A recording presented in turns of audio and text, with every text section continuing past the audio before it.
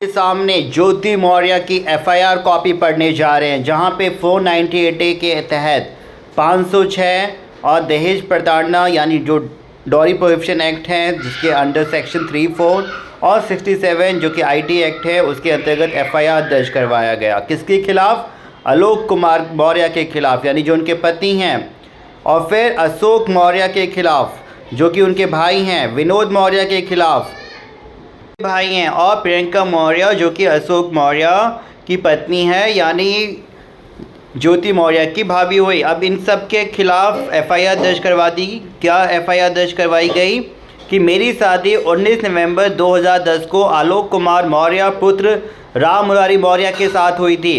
तब से धीरे धीरे मेरे पति आलोक मौर्य एवं उनके परिवार के व्यवहार से मतभेद होने लगा और वो लोग फॉर्च्यूनर गाड़ी की मांग करने लगे। तब भी प्रताड़ना सहती रही, यानी फॉर्च्यूनर 2010 से मांग रहे थे। मेरे ससुराल के लोग अंबेडकर मार्ग गली नंबर जो भी पता दिया हुआ है में रहते हैं, अक्सर मेरे घर आवास पर आकर प्रताड़ित करते हैं।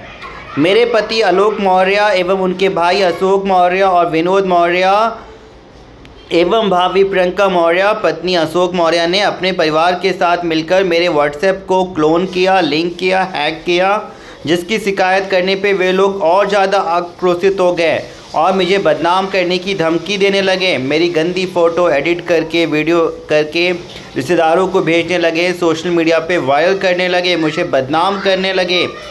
मेरे मना करने पर मुझे जान से मारने की धमकी देते हैं कि तलाक का मुकदमा वापस ले लो, नहीं तो तुम्हारी और तुम्हारे बच्चों की ज़िंदगी इसी तरह बदनाम करके छोड़ देंगे, शान से नहीं जी पाओगी। मेरे बच्चों से भी आकर मिलते हैं एवं ज़बरदस्ती झूठी बात बुलवाकर ऑडियो वीडियो रिकॉर्ड करते हैं। इस तरह से निरंतर समाज से मुझे बदनाम कर रहे हैं तथा मेरे कार्यालय में भी आके झूठी अफवाह फैलाते हैं। कुमार मौर्य, इनके भाई अशोक मौर्य, विनोद मौर्य एवं भाभी प्रियंका मौर्य पत्नी अशोक मौर्य केवल धन उगाही एवं ब्लैकमेल करने के लिए झूठा प्रोपेगेंडा कर रहे हैं, जो दंडनीय अपराध है। तो इनके खिलाफ भैया मुकदमा दर्ज किया जाए, कानूनी कार्रवाई की जाए।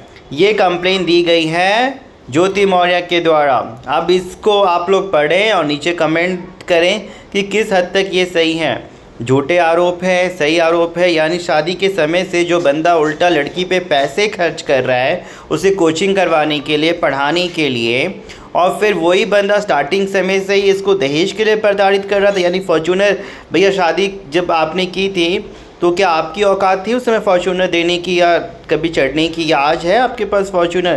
तो ये कहाँ से मांगेगा आपसे? हाँ, मतलब मांगने को कुछ भी कोई किसी से भी मांगता है, सामने वाले की औकात के हिसाब से ही मांगता है ना। और फॉर्च्यूनर ही भैया वो क्यों मांगेगा आपसे? मतलब शादी के समय से आपका कहना है कि इंसान लालची था इसलिए मेरे को ब्लैकमेल करता है, केवल पैसों के लिए सब कुछ करते हैं। पैसों के लिए सब कुछ करना होता तो ना ये आपको पढ़ाता, ना आपसे शादी करता, बिकॉज शादी के समय तो आप